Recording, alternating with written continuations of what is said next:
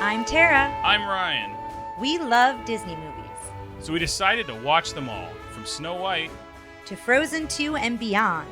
Each episode will watch a different Walt Disney Animated Studios film and tell you all about it. Did we like it? Does it hold up? Who's our favorite hero? Or villain. We'll give you history and fun facts about each movie. And sometimes we'll invite our friends to watch along with us. So put on your tiara or your evil crown and join us on our adventure. This is Tara and Ryan's Princess Diaries. Well, hello, listeners. We are back. Episode number 2. We made it through Snow White, and we are moving on to Walt Disney's Pinocchio, 1940. You take this like such a thing, you like an assignment you have to do. I think you just need to. Aren't you excited to be a part of this? You're just like, hello everyone, and today is Pinocchio. I am excited, but I feel like I've got like a mission and I've got things I want to talk about. Tara's very task oriented. Yes, I'm very, very type A. So this like she said, today we're doing Pinocchio. What I will do is I will watch a making of each of the movies we're trying to do, so I can kind of hopefully interject with some fun and interesting facts on this one. Fairy tale facts. And one thing I found that was very interesting about Pinocchio was this movie feels like everyone said they enjoy Snow White. Snow White was a cultural triumph. It was a big deal. This is the movie that it felt like a lot of animators and a lot of people who are industry pros were like, this is Disney's triumph. Oh, interesting. I'll be curious to kind of keep an eye out for that. When did this one come out? Was it 1940? 1940. So let's get into the synopsis. When the woodworker Geppetto sees a falling star, he wishes that the puppet he just finished, Pinocchio, could become a real boy. In the night, the blue fairy grants Geppetto's wish and asks Jiminy Cricket to serve as the wooden boy's conscience. But the naive and trusting Pinocchio falls into the clutches of the wicked, honest John, who leads him astray to the sinful Pleasure Island. Who is, I think you looked this up earlier, this is not a Grimm fairy's tale. This is an Italian story. Yes. Oh, and I'll also mention it's 100% on Rotten Tomatoes. Yeah. Which Snow White was 98, which we were surprised about that. So it's who even... Who are the two people who are just such grouches? They're like, I don't like I don't know, White. but I find it even more interesting that it's 100%. So, yes, I do have the original. So let me look that up really quick. So the original Pinocchio is an Italian fictional character and the protagonist of the children's novel, The Adventures of Pinocchio, which is circa 1883. And it was by an Italian writer, Carlo... Collodi. We will probably butcher lots of people's last names, so I apologize in advance. Yes. And he was of Florence, Tuscany. Pinocchio was carved by a wood carver named Geppetto in a Tuscan village. He was created as a wooden puppet, but he dreams of becoming a real boy. He is notably characterized for his frequent tendency to lie, which causes his nose to grow. So that's like a very short description of the original, which the Disney movie seems to follow the basic traits of Pinocchio. The research I did, Collodi, he did The Adventures of Pinocchio were actually, it says it was based off a children's novel. The novel was a collection. He did it was a serialized bunch of stories that I don't know if it was in a newspaper or a magazine or what, but it was something where he was just sending out little stories. So that's why this movie feels like a couple different stories. You've got him this is one of the few ones where there's so many antagonists, because first you've got him going up against, and we'll see this, going up against Stromboli, and then he goes to Pleasure Island, and then Geppetto's in Monstro. There's a lot of stuff going on here because this was a serialized bunch of stories. Listeners, I have a confession to make. I don't remember a good amount of this movie. So Ryan is listing all these things and I'm nodding, but I'm like, I vaguely remember those names and I vaguely remember certain things. So I am very excited to watch this because this is another one I haven't seen since I was a kid.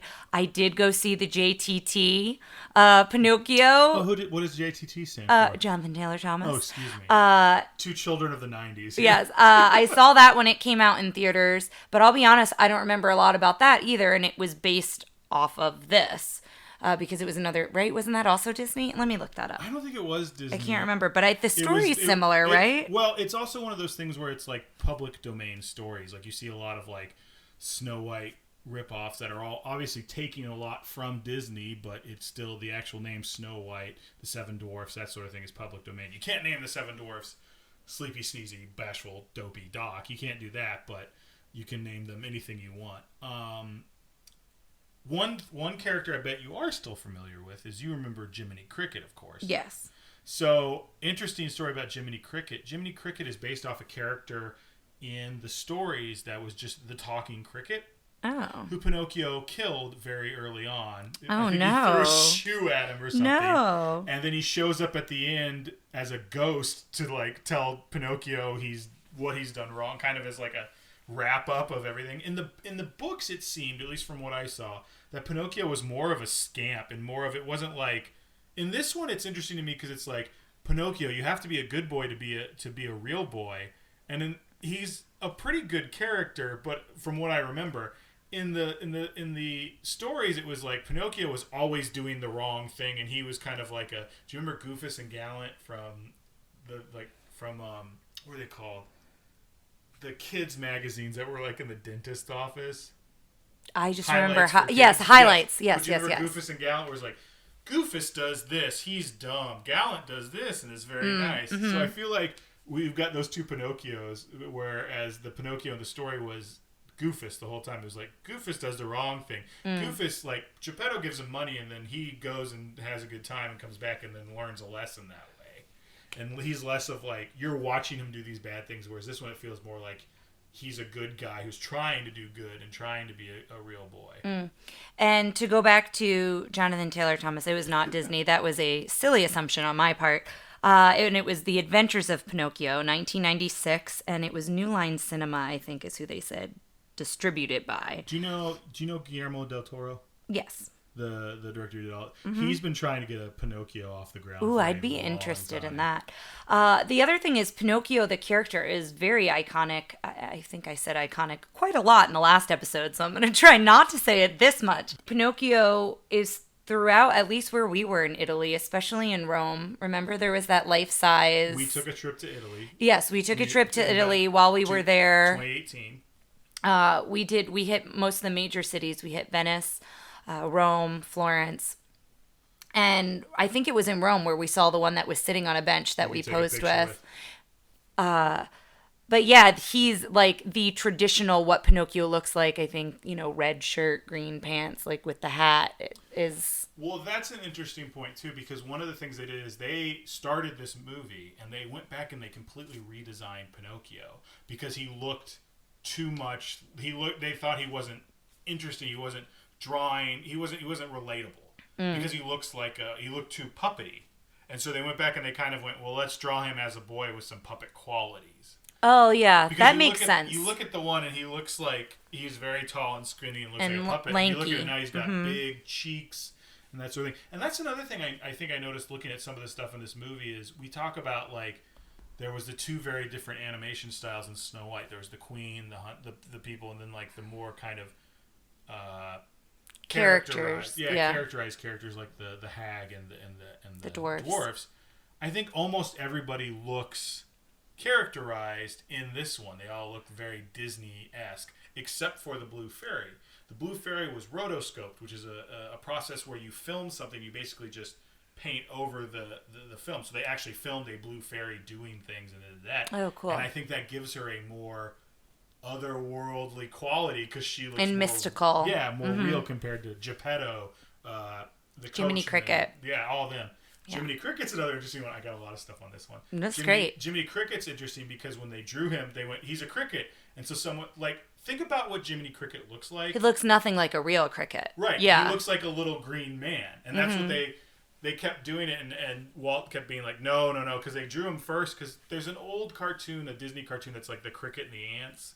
Have you ever seen that one? Mm-mm. Where the ants are getting ready for winter and the cricket's like, the world owes me a living. Feudal, fiddle. So that sounds familiar, but I don't remember. He looks like a cricket. And he's got the weird legs and everything. And they kept drawing it less and less like that. So finally it was like, he's just a green man, and the only reason you know he's a cricket is because his name is Jiminy Cricket. They tell you he's a cricket. Yeah. That's really interesting. I didn't know any of that. The other thing that I thought that I wanted to mention here, and I'm sure we will talk about later, is we talked about a lot of the signature or iconic songs of Snow White, and Pinocchio has probably the biggest signature song because it goes on to be pretty much the theme song for Disney. Some version of this song, I believe, you might need to tell me if I'm right on this, but when the castle comes up on the screen and the star goes over the castle, I'm almost positive it's When You Wish Upon a Star. Oh, yeah. So that's from Pinocchio. And what I found interesting about it, Cliff Edwards is the voice of Jiminy Cricket. And so... Thank you. That's what I was looking up. Yes. So he sings the song and is the voice of Jiminy Cricket. And this song becomes the representative song for the Walt Disney Company. So not only is it a signature song from Pinocchio, but it is the song that everyone knows, even if they've never seen Pinocchio, even if, they're born today. Here's the thing, I'm saying born today, but I don't know now that they've redone the way the opening sequence looks. Is Once Upon a Star still... It's funny because when I think of it, I think of the Pixar intro, which is like... Oh, I don't think of the Pixar intro. I think of the old... It's the same one. It's just, it goes through the castle a different way, and it goes... Da-na, doo-doo-doo-doo, da-na, doo-doo-doo-doo, da, so that's not the same song. It's the like Toy Story intro. Yeah.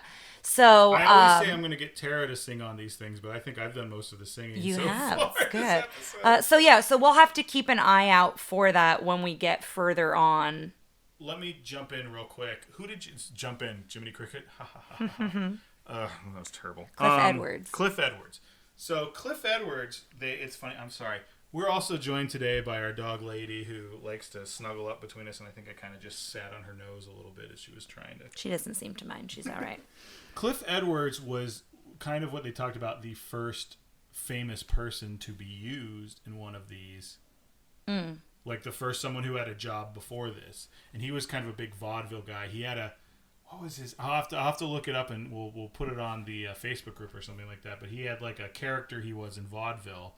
So him coming in and doing this was kind of the first instance of what will today be such a much bigger thing where you look at the cast and it's all these famous people. But back then it was nobodies, and he was somebody that actually was someone they could, I don't know about putting the marketing behind, but someone they could point at and say, oh, you know this comedian from other things.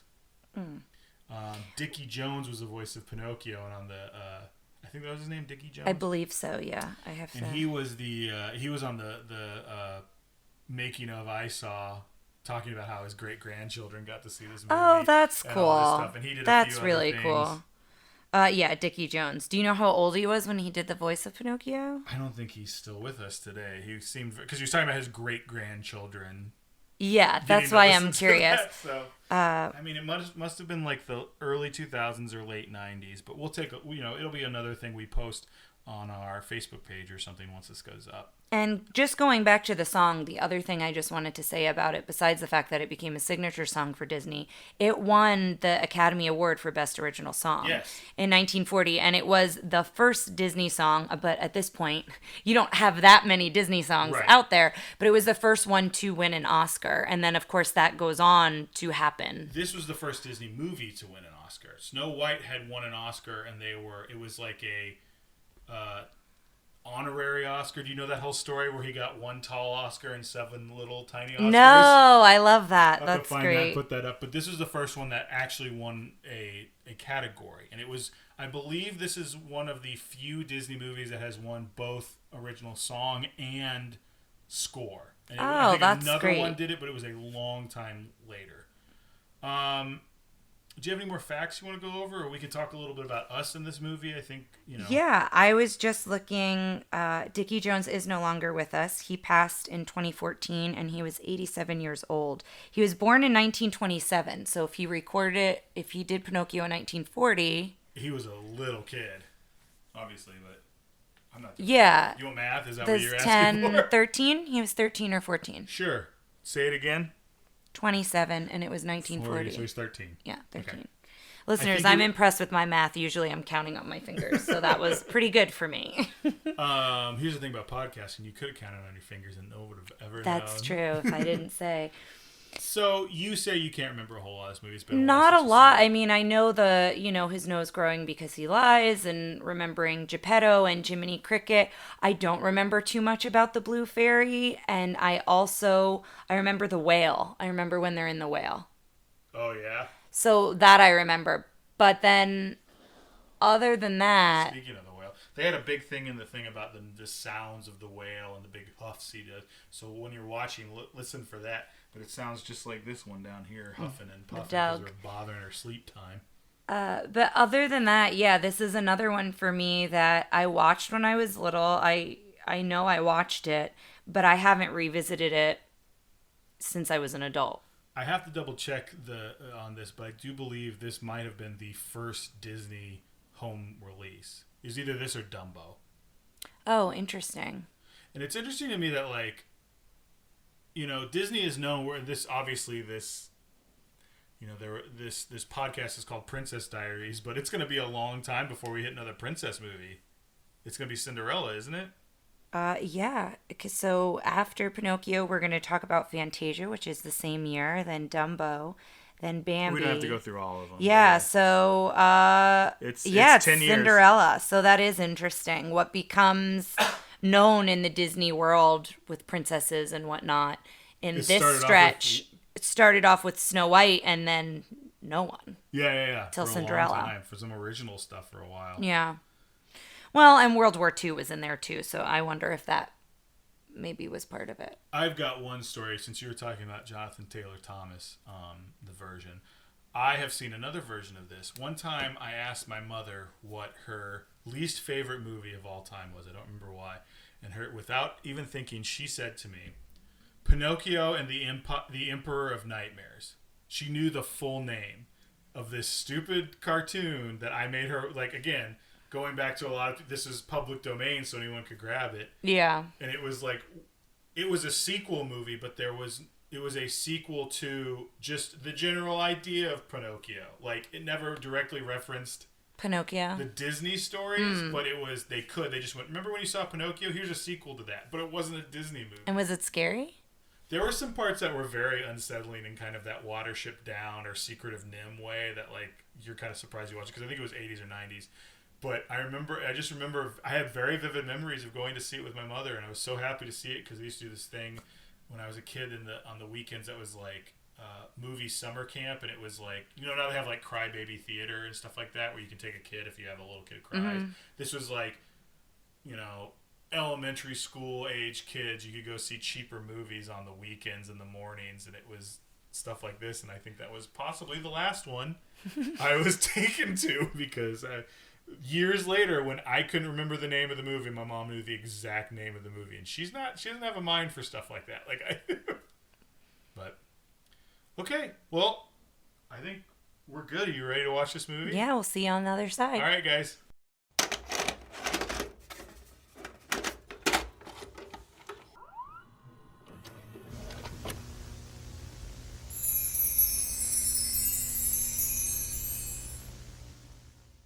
Back. All right, we are back. I did not enjoy this one as much as Snow White. I remember coming back from Snow White and being like, oh my gosh, I like that so much more than I remember. I didn't remember much of this one, but the parts I didn't remember are the parts I did not care for. So that's kind of an interesting. So there was a lot of stuff I really, really liked about this one. Before I think we got to Pleasure Island, I was like, man, I really, really like this one. And then Pleasure Island takes a turn. turn. Turns that I was. Yeah. But I guess we'll kind of go through it like we did with Snow White. We'll go from the top. The credits are in the beginning again, which, as we mentioned, goes through a good handful of the movies in the beginning. Well, the first thing that we saw before anything else, since we were watching this on Disney Plus, was contains tobacco depictions. Do you think that was an accurate description? Oh, yeah. That should have been like underlined, highlighted, bold, exclamation mark. Lots of smoking, lots of tobacco, and beer as well. But yeah, so the credits are in the beginning and it starts with the storybook. But what was really cool about the storybook this time is Jiminy Cricket is our narrator. So he's singing from the beginning and he is sitting on top of the Pinocchio storybook. And in the background, there are other books, and it was Peter Pan and Alice in Wonderland, which I thought was really cool because those movies don't happen for quite some time. A long time. Yeah. Some of that is because of their, the issue in the 40s with the war, and they kind of had to do shorter things and divide them up and not make them one huge cohesive But it was thing. still cool because it makes me wonder, did they have these ideas to do these other classic tales as they were doing Pinocchio? Since those books were in the background, it was kind of an interesting catch. I think Walt Disney was a big fan of all those growing up, and he had a big, I almost said sweet tooth for fairy tales. You know what I mean? Like he was attracted to fairy tales. Yeah, and so I wrote that Jiminy Cricket is our sweet and cute narrator. He is cute and funny from like the moment one. He goes to open the storybook and the page like almost falls on him and he goes, "Oh, let me get that," and like moves the candlestick holder to prop it up. That was something I loved throughout the whole movie, was this sense of scale with Jiminy and how he interacted with things differently. I loved Jiminy. Jiminy was fantastic. I have no qualms with Jiminy, for the most part. I really liked his character. He brought so much humor, much more humor than the dwarves had. Dwarfs had humor, but I think Jiminy, also being one character, I think brought almost as much or more humor to this movie, which has some dark parts. Very dark. Yeah. So we meet Jiminy sneaks into Geppetto's toy shop. And he's kind of like a hobo cricket, is what I wrote. He's got patchwork clothes and, he's got holes in his socks kind of a thing. And he's just looking for somewhere to warm up. And it started getting me thinking about crickets in real life when they come into your house. I'm like, crickets that's all they're doing. That's all they're doing. They just want to get warm. So that's basically what he's doing, is he's just trying to find somewhere nice and warm to relax and go to bed. So we meet Geppetto and his two pets, Figaro and Cleo. Figaro, the cat, who is very spoiled and seems to not like when anyone else gets attention with him. A little bit of bratty, very yeah. cat-like, in my opinion. Although... Or like firstborn, first child, a little bit. I think in the documentary they talked about that they modeled him I guess Figaro. They modeled him after a firstborn. Because it makes sense, because even with Cleo, he doesn't want to kiss Cleo, and Cleo being the fish, so kissing the fish in the fishbowl, which was funny, and that kind of thing. And then, of course, when Pinocchio comes around as well. Now, one of the things that was really interesting to me in this was the amount of detail of that not only was just good to look at, but gave you an idea of Geppetto as an inventor and a craftsman. Yeah, everything. the clocks and the details in each clock. Like there was one that was like a guy who was drinking with the nose, and then there was one where a mom is patting a baby's bottom. In order to get reference, they made all those clocks. Oh, wow. That's really cool. Now, they said that in the documentary. I didn't see all of them, but they definitely, and not all of them were working, but the baby spanking was definitely one that had moving parts, so they could kind of get some reference. They had one that was a sunflower, and I forget what came out of that one, and that one was really cool, and they had a couple where birds popped out, and it got me thinking again. We were talking about this in Snow White, but it would be so cool, and maybe this exists somewhere in one of the parks. I don't know that it does, but it would be cool to have a tinkering clock shop, or somewhere where you could buy not necessarily cuckoo clocks, but you could buy music boxes and things. That was Geppetto's toy shop. I feel like Fantasyland could easily turn into having these little stops in them. Yeah. And one of the things they do... I would totally buy something from Geppetto's toy shop. You don't even have to buy anything. It could be at Harry Potter where they have the wands. It could be something with the RFID chips they have in the... oh, that's true, yeah. What do they call the magic bands? Mm-hmm. And you could go in and it's just a thing, and you rub it by the thing, and all of a sudden the cuckoo clocks comes come to out life. of the music thing. So Geppetto wishes upon a star. He has a good job. He's got a cat. He's got a fish. Well, the puppet dancing sequence comes Right. first. Absolutely. Yeah. Sorry. And I just wanted to mention that because it was just very cool. So before he wishes on the star, we're seeing him finishing Pinocchio. He's like painting his eyebrows on and things like that. And he starts making him dance. And then that's is it Maestro? No, Professor. It's not Professor, who is a band leader, music box guy that he winds up. And that starts the music and everything starts playing and he dances with Pinocchio as a puppet. And that whole sequence was really cool. And you talked about something with the animation with that, I think. Well, first of all, I want to show you, this is the actor who plays Geppetto. And so when I forgot his name, but when they designed the character, they did it a lot based on him. What he looked like. We'll have to post that. So it was just watching them play with the kind of clunky movement. The puppet had weight and like moved and as if it was being controlled by something else, like a puppet. But apparently, a lot of stuff in this movie, we talked about it, I think a little bit before, the Blue Fairy was rotoscoped. Something we didn't talk before that comes a little later, Stromboli's. I feel like I'm not getting as much, like yours are like, mine's or something. Okay. Stromboli's wagon is, they made a little wagon and they rolled it up a hill with bumps and then they just painted over it. This was completely freehand. Now they probably watched some stuff to get some reference, but considering how good that puppetry animation looked, it's crazy to me. Yeah. And I thought it all looked very fluid, like very fluid motions, and it was really impressive. When he wishes on the star, it got me thinking about Starlight, Starbright, and I was like, did Disney make that up, or is that something prior to Disney? And it is something prior to Disney. Yeah. I just looked it up. So it's an English language nursery rhyme, and the lyrics that usually are associated with the nursery rhyme, which was published in the late 19th century, are Starlight, Starbright, the first star I see tonight. I wish I may, I wish I might, have the wish I wish tonight. And then they write here the Disney Parks variant. So this is what you might hear, I guess, in the Disney Parks, which is Starlight, Starbright, the first star I see tonight. I wish I may, I wish I might, have the wish I wish tonight. So that's all the same.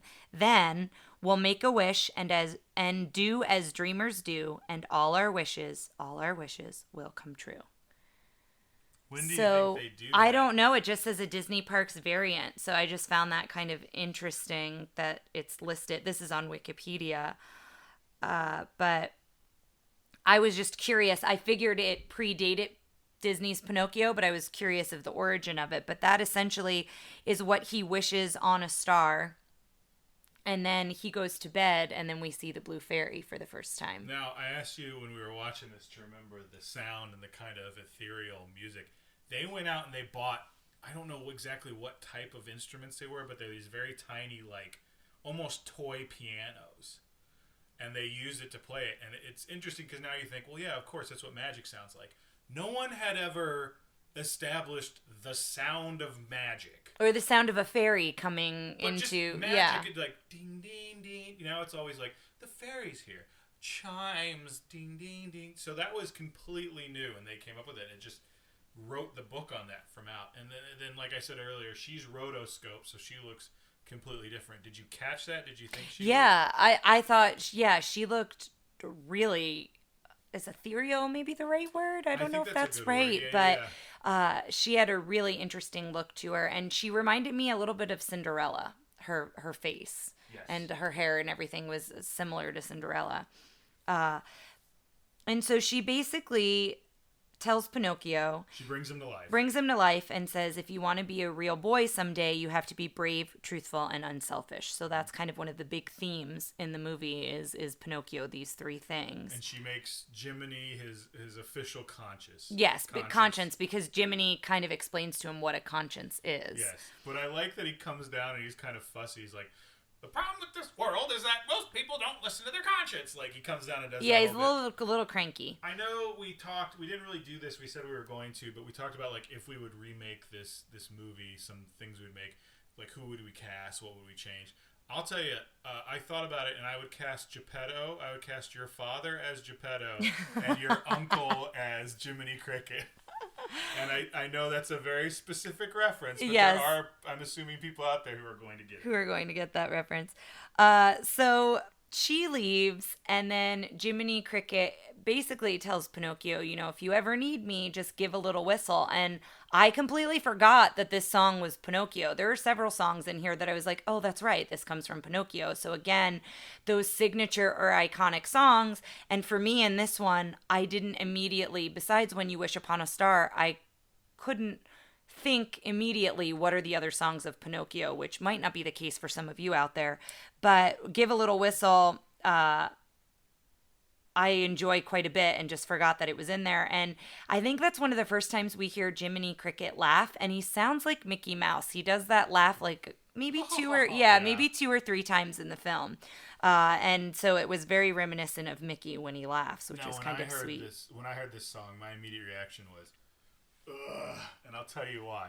Because I think my mom used to sing it all the time. She always would, as kind of a, always, you're conscious. My mom was very reminder. Mary Poppins-esque. No.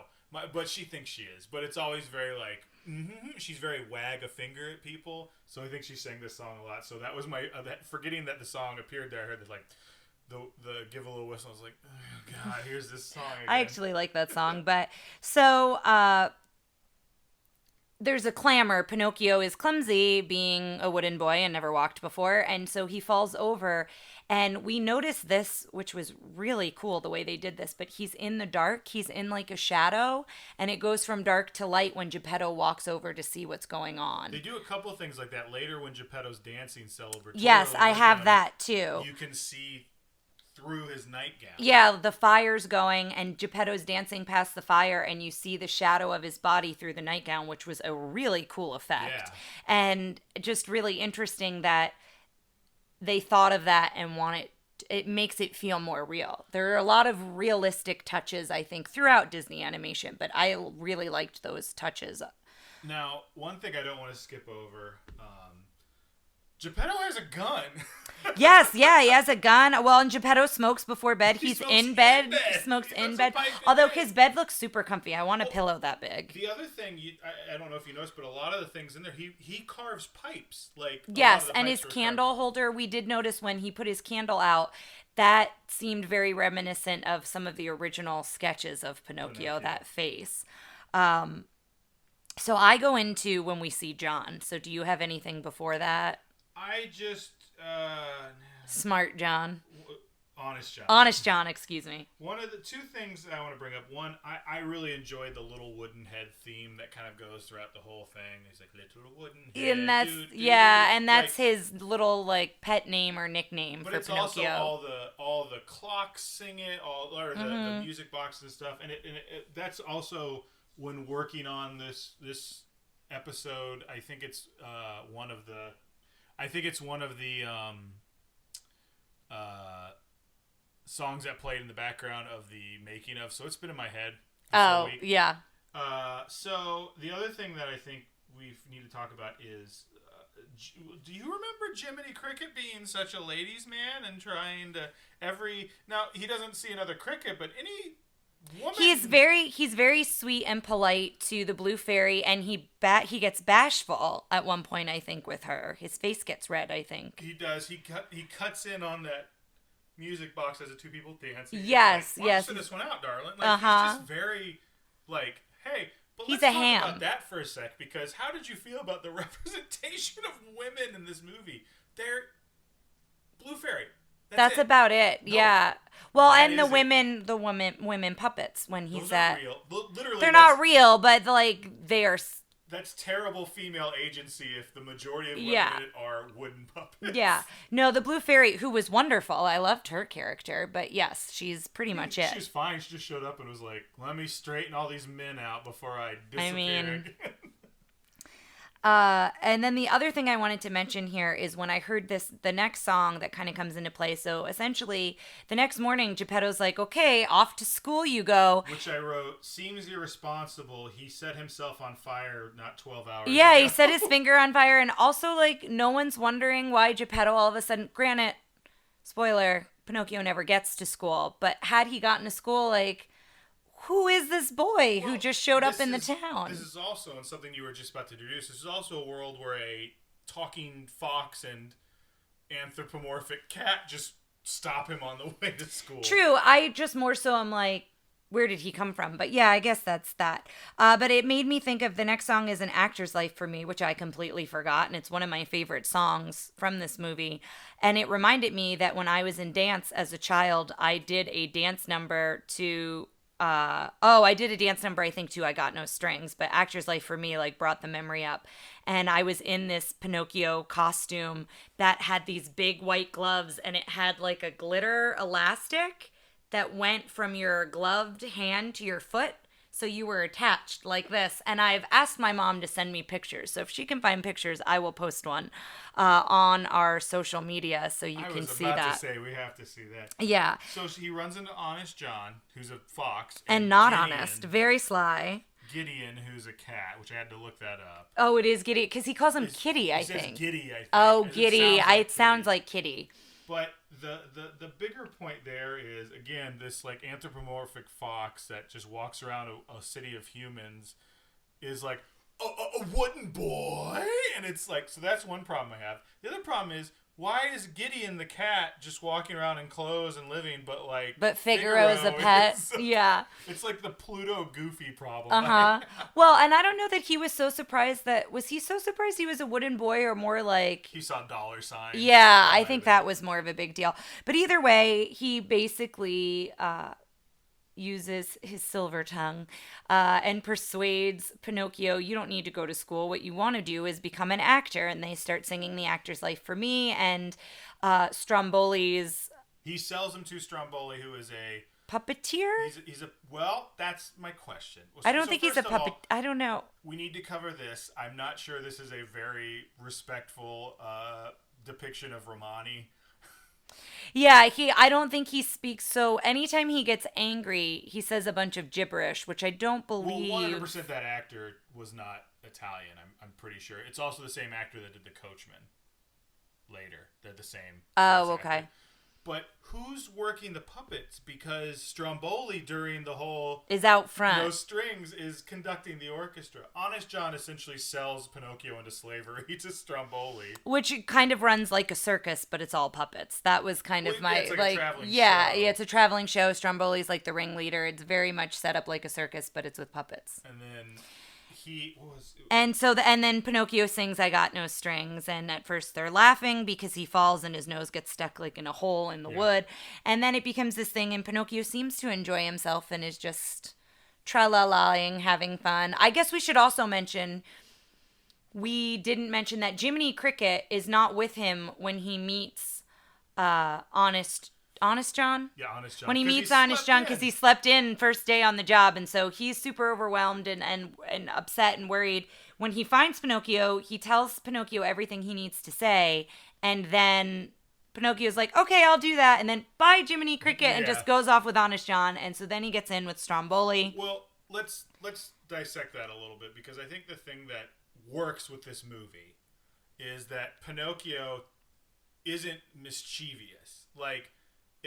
he's again very naive. He's very naive. Yeah. He's very new to the world, but he's very likable. He's very like, okay, and he's nice. Even when he's with Stromboli, at the end of that, he goes, "All right, I'm gonna go home now. Goodbye." And he's like, "No, you're not." Very oblivious, very just honest. Mm-hmm. Yeah, to a fault.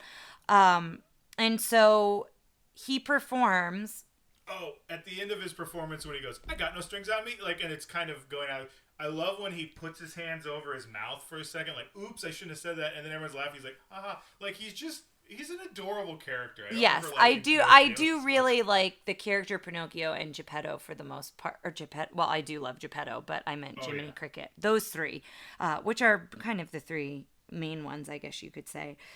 So then we see the, like, after the show, and Stromboli's counting all his money, and he's like, his belly, the way they animated his belly, like laughing, and when he dances and stuff like that was neat. Cool. I like the way they did that. But you kind of see his true colors, and he is not a nice person. So Stromboli's eating a bunch of like meats and all on a knife. Yeah. On a sword. And he just takes a bite of an onion like an apple, and he gets real close to Pinocchio. And when they cut back to Pinocchio, I like this detail. He's like crying. And that's the first time we see Pinocchio cry. He cries shortly later on. But yeah, after the onion was kind of a good bit. But basically, Pinocchio realizes that it isn't an actor's life as it's portrayed to him by Honest John is not really what he's gotten into. Again, he's sold into slavery. Yes. And this is the beginning of us going, there's a lot of horrifying imagery in this, because he takes Pinocchio and picks him up and throws him in a cage. Well, and when he did that, and I've been watching a lot of real crime documentaries, it's my other interest.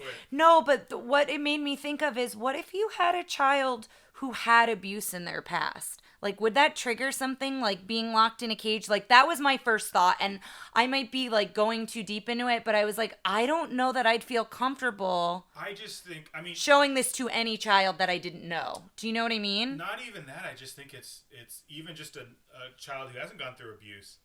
That's a violent... The way he picks him up and it's animated is very good and well animated, but I had like, I wonder if these were scenes that scared me when I was a kid, because I was like, oh no. Like, and I don't remember any of these, which is why I'm wondering if they also were scenes that maybe scared me, and that's why I don't remember them. Yeah. But he very much, he throws him in essentially like a bird cage and puts this giant lock on it and is like, you're not going home. You're staying with me. You're going to be an actor, and when you're done, I'm going to cut you into fire. Yes, and then he throws that axe into a pile of wood that has an old puppet. Old puppets that no longer are useful. So yeah, it's pretty terrifying. And then he leaves, and you hear the horse and wagon kick up, and I think that's when Pinocchio realizes he's not staying in town, he's actually leaving. So Jiminy comes to save him. He can't get the lock out. They kind of... Well, and Jiminy has an interesting thing where he abandons Pinocchio and comes back, and he abandoned Pinocchio because he sees his performance and he sees Pinocchio is happy, and they're throwing all this money on the stage. And Jiminy's a bit naive in that sense too. He's like, oh, he's happy. He must be doing really well. Good for him. I guess I'll go. And then as he sees the wagon leave, he's like, well, maybe I should wish him well and say goodbye to him. I want to make sure I can say goodbye and wish him luck. And then that's when he realizes that that's not the case. So they're bailed out by the Blue Fairy again. Yes, and this is like, this is the last time. Yeah. But she does the example of his nose. Here's the thing that I didn't realize. That's the only time in the movie. Yes, I was thinking that too. That's the only time his nose grows, and that's like the most memorable thing. Yeah. I use this song. I work with older adults. I'm a music therapist, so I sing and play guitar for older adults is the very shortened version of that description. But I've sang the song When You Wish Upon a Star, and I'll ask what movie it's from, and if they can't recall the name of the movie, the hint I give is the character, when he tells a lie, his nose grows.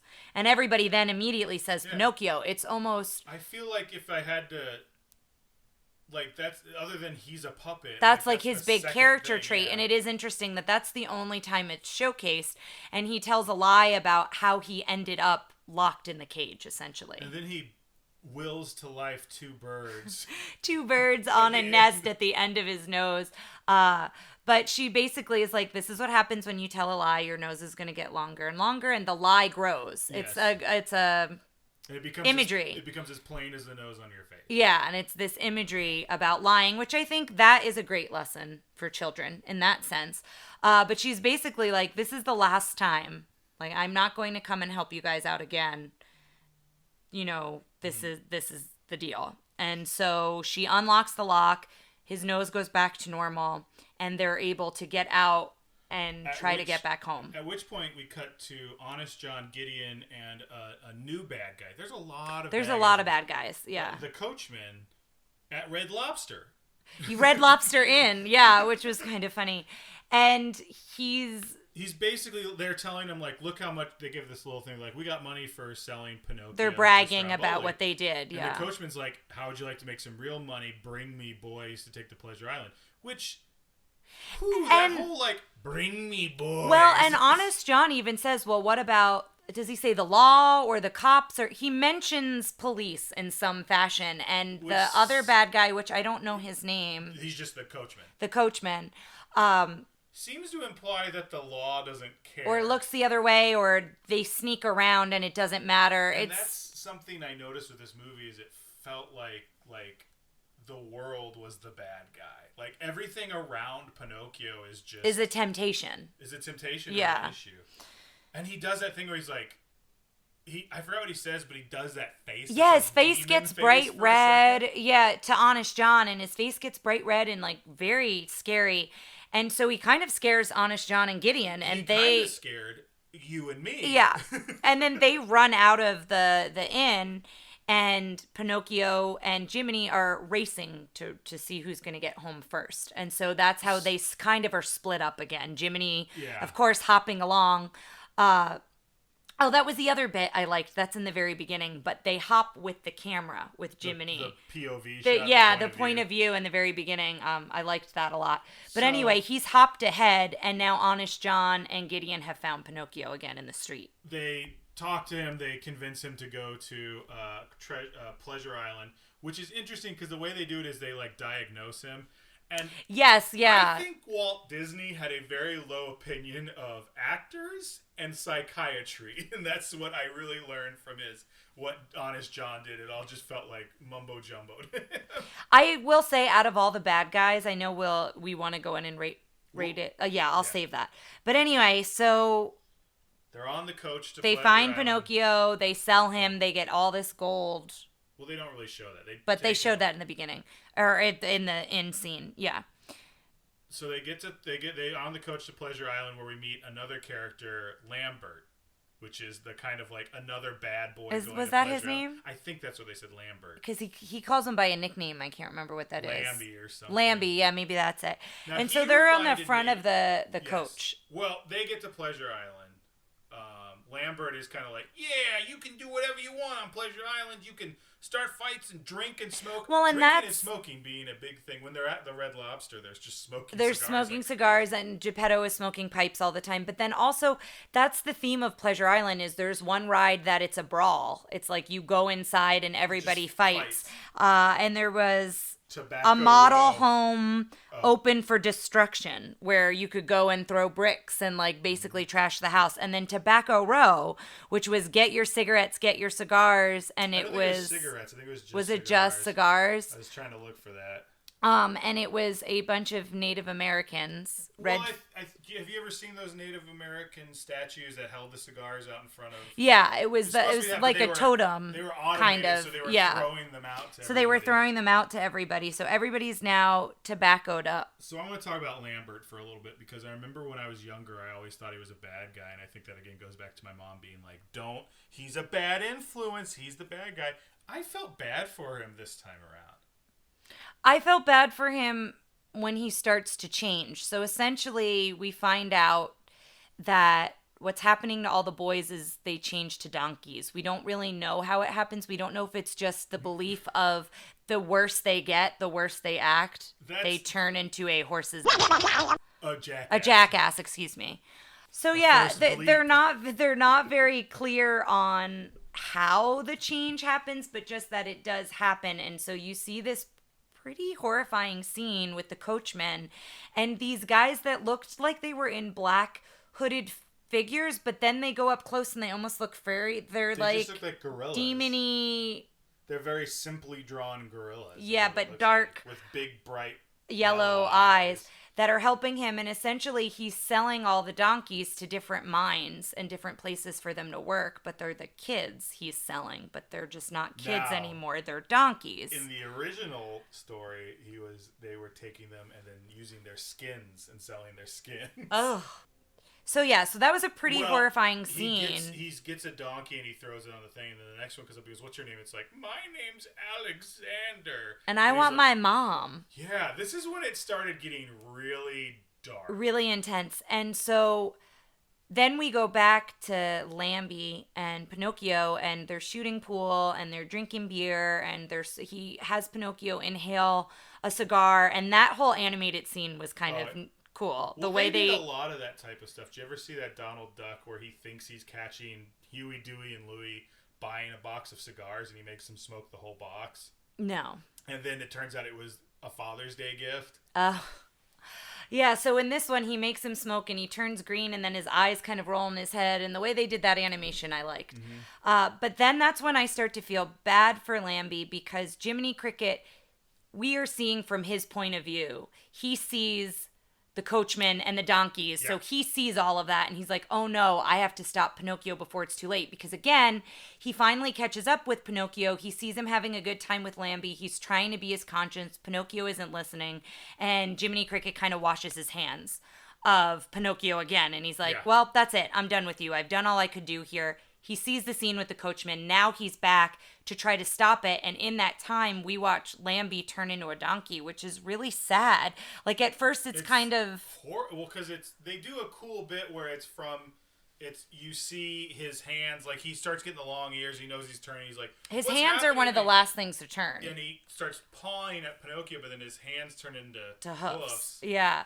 And then he starts running around kicking the room, which, like, that's him now. He's a donkey. Yeah. There's no, like, and then they save the donkeys. Like, Lambert is done. Well, and Pinocchio starts to call out, and he does, like, a donkey bray, and then the ears pop up, and his tail pops. And that's when Jiminy Cricket's like, we have to get you out of here. And they escape. Now's the part, and we've had 2 Disney movies, I think, where they kind of skip ahead real quick. Which is in Snow White, just started kind of shuffling towards the end. Yeah. This one, they go back to look for Geppetto, and the blue fairy, I guess, as a bird, leaves a note that says, and Jiminy Cricket's like, it says here your dad went looking for you, and he took Figaro and Cleo too, and they went, and, well, Monstro. He got swallowed by a whale. Oh, I know this Monstro. He's a big... I'm like, wait. A lot just happened. Yeah, so it was a lot of just like, let's get us to the whale. So they... go back to the ocean. So that's the thing. I feel like they already jumped in the water. You could have cut that all out. It's just you'd have to explain why they're looking for their Geppetto, but it could just be they meet up with them. Yeah. They get swallowed and like, oh God, you're here. So they go back to the cliff and... But it does show that Pinocchio's like, I have to go save my yes. dad. It does give him agency. It's going back to the, what were the 3? Brave, truthful, and unselfish. Mm-hmm. Yeah, so that could be part of it. So he ties a rock to his tail to make sure he sinks to the bottom of the ocean, which is a fun bit. And him being under the ocean is a very cool visual The scene. whole animation of them under the water was really neat, and for me, it was reminiscent of Alice in Wonderland when she's looking at, and when she's in the flowers. Yes. And it's because he's in all the fish, and so I was like, well, I guess this came first. But for me, it was reminiscent of Alice in Wonderland. And the other thing that I was curious if they mentioned in the documentary was their voices. How did they do that garble with their voices that sounds like they're underwater? Did they mention that at all? It's got to be post-processing. But that... Maybe they... like Jiminy Cricket was gargling. Yeah, but Pinocchio did it a little bit more than Jiminy Cricket did, but for the most part, they both did it. But that whole, the underwater and interacting with the sea creatures and sea life, I really enjoyed a lot. I liked that whole piece of it. So... they're asking the sea creatures, have you seen Maestro? Have you seen him? Have you seen him? And then I think is when it cuts to, we find out how Geppetto is getting on. Like, what truly is going on with Geppetto inside Maestro? He is stuck with, they haven't had, the Monstro, I guess, eats... Monstro or Maestro? Monstro. Oh, I keep calling him Maestro. Monstro keeps his mouth closed, and then every once in a while will eat a bunch. And he's legend to eat big ships, and, you know, he's this giant whale. So there's a shipwreck, essentially, inside of him. And Geppetto is just like, well, we have to wait till they open. He's made a home. Like, he's got a blanket, and his bed is all set up. And, like, we're led to believe that this is a long-ish time that he's in there. Just how, like, good he he'd settle. He's like, well, this is my life now. He made his peace with it. He was very much like, okay, this is what we're gonna do. And so they're trying to fish in again Monstro. Monstro. Like monster. I think it's Italian for monster. Yeah, I keep wanting to say maestro. They're fishing in Monstro's stomach and very worried that, if they don't get fish, then they're done for. Like, that's the end if they can't get food, him and Figaro. And then all of a sudden, all of these fish start swimming in the other direction, and the whale goes to eat. And Pinocchio, what's the whale's name, Tara? Monstro. There you go. And what I found interesting is Pinocchio, this whole time they're swimming around, they're looking for him, and then they find out that he's there, and they're so scared, they get wrapped up with all these fish and the panic of the fish, and they're swimming away from him, even though that's who they were looking for the whole time. Monstro is horrifying. He is very scary. I don't blame them for swimming away. I don't think he was as horrifying as like some of the coachman scenes, which seemed awful, but he just was a very imposing monster. Yeah, and the animation of the water, we talked about that, not only when he's going to eat, but as we move into the next part of the movie, was really great. I loved all the animation of the whale and of the water. But Pinocchio winds up coming in with all the fish, and the whole bit with Geppetto, like, fishing like it's the most fish he's ever seen, and like him and Figaro are like got a crate full of fish, and then they fish up Pinocchio. And so they're reunited, and they're really happy about that. And Pinocchio's trying to come up with all these different ways on how they can escape. And Geppetto's basically like, no, I've tried all of these things. This is our life now. Like, he's very... Like, just get used to it. Welcome. Yeah. I'm glad you're here. We got a lot of fish. This is what's happening. Pinocchio figures out, well, if he never opens his mouth, let's make him sneeze. So he makes a big fire. Makes a huge fire, and the way that animation was done, and the smoke and all of that, and it comes out of his blowhole. The smoke was good coming out of his teeth, out of his blowhole. It was really, really being cool. Churned up, the sound was all. It's just a very interesting scene. Yeah. And so then we go through that whole thing where he sneezes and they're on the raft and they're trying to get out and they don't quite make it. And then they get out, and then as he's sucking all the water back in, they're kind of getting back into the whale. And so that happens a couple times. And all of the animation with the water and the whale and the way that they did that, I thought was done very well. Monstro crashes their raft.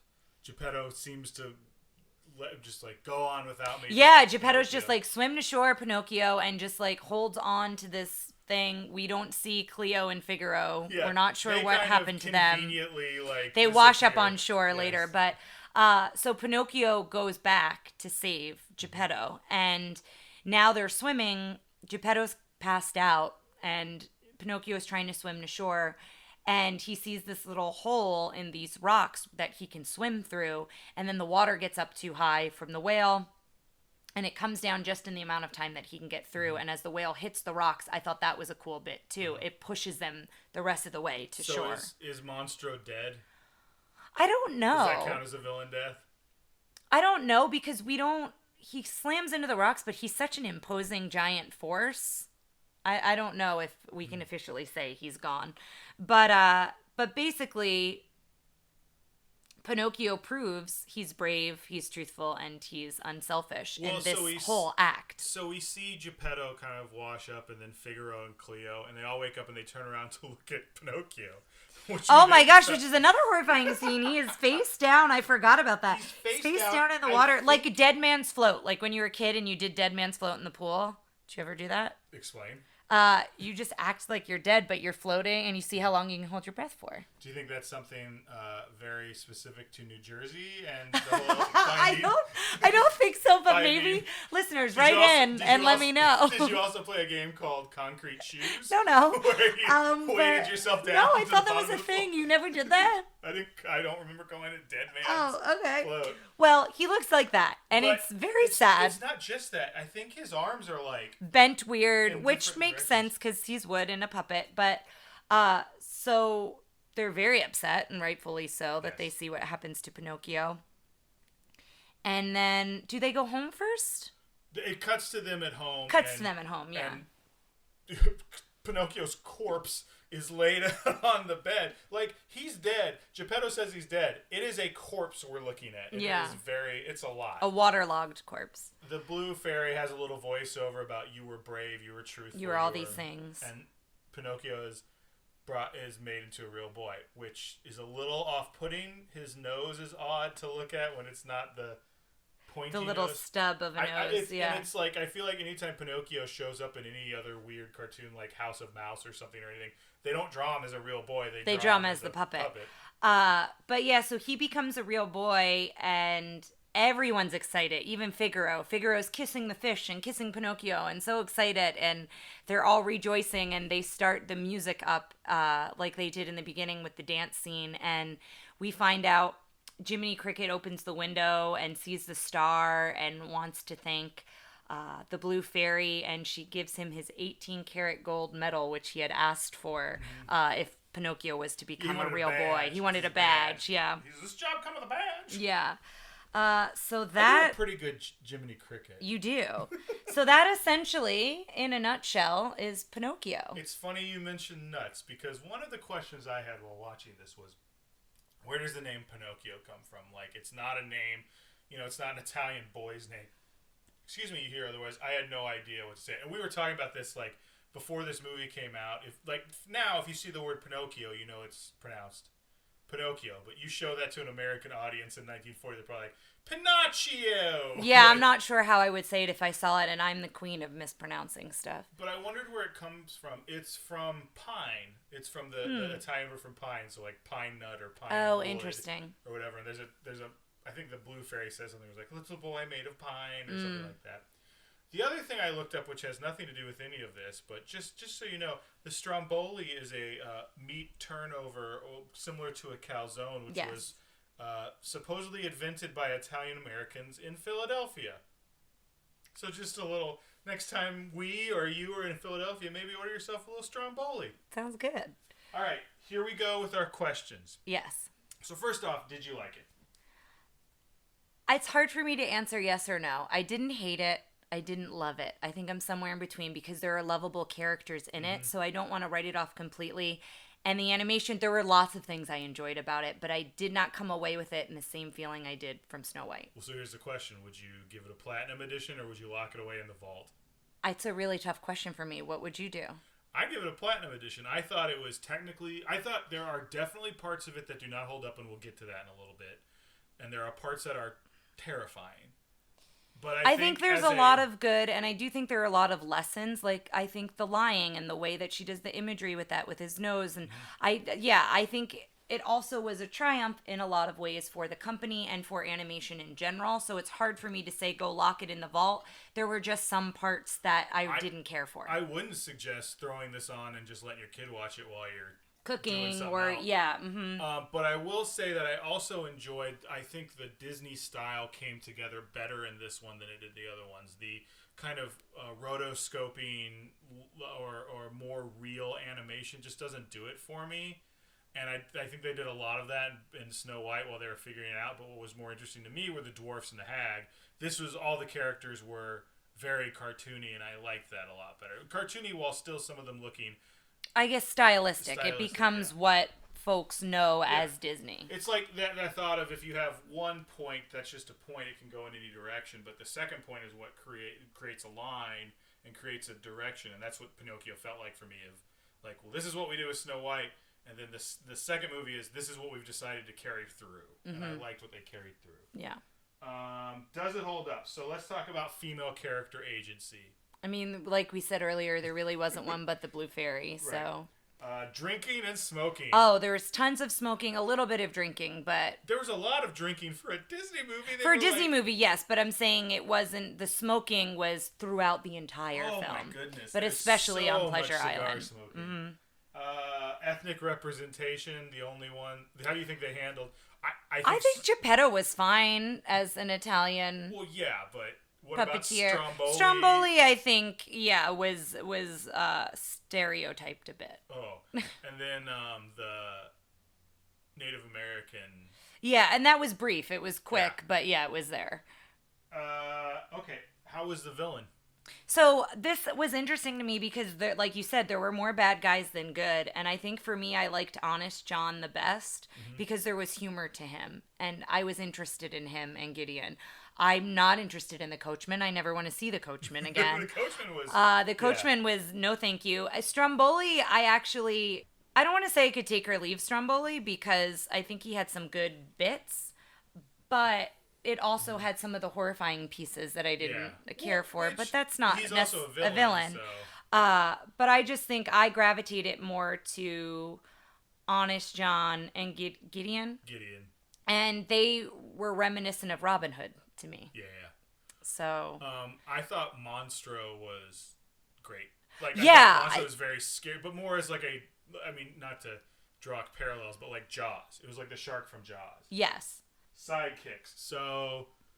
Jiminy Cricket was fantastic. He was wonderful. He was a delight. I also found myself very much enjoying Figaro. I think I turned to you at one point and said, if we ever get a cat, we're going to name it Figaro. Figaro and Cleo had some cute little, fish. I like her little thing with her tail where she's like, tee-hee-hee-hee-hee. Yeah, how was the princess? I guess the princess in this case is Pinocchio. Pinocchio was wonderful. Like we said, he was very delightful and charming, and he was naive, but in a way that it was child wonder, a lot of it. He's never explored the world. He's never... had any experiences, so... We have How is the Prince is the next one. We don't really have a love interest in this one, so we're going to skip that. No, yeah, we can skip that. What was your favorite musical number? Oh, man. Let me look back. I Got No Strings. I think I Got No Strings I liked a lot, and I liked when he's dancing with him as a puppet. I liked, not that was Little Wooden Head, but I Got No Strings, I think, and Actor's Life for me. So I always am going to have a hard time picking one song. I apologize for that. Tara's favorite songs are the songs. Are all of them. No, but those, I do like those. Thank you so much for listening. Our next movie is going to be Fantasia, 2 hours long. And we may have a special guest, but nothing is concrete, so we'll keep you posted. Yep, so tune in, but thanks for listening. All right, take care. Thanks for listening to Tara and Ryan's Princess Diaries. If you want to tell us your favorite Disney villain and why it's guest on, send us an email at trprincessdiaries@gmail.com. Or you can send a tweet about how great Maleficent is to @TRPDiaries. Check out our Facebook group by searching for Tara and Ryan's Princess Diaries. Tara and Ryan's Princess Diaries are available on iTunes, Stitcher, Spotify, Overcast, and many more. Wherever you hear us, please be our knight in shining armor and give us a 5-star review. Thanks again, and until next time, remember to always live happily ever after.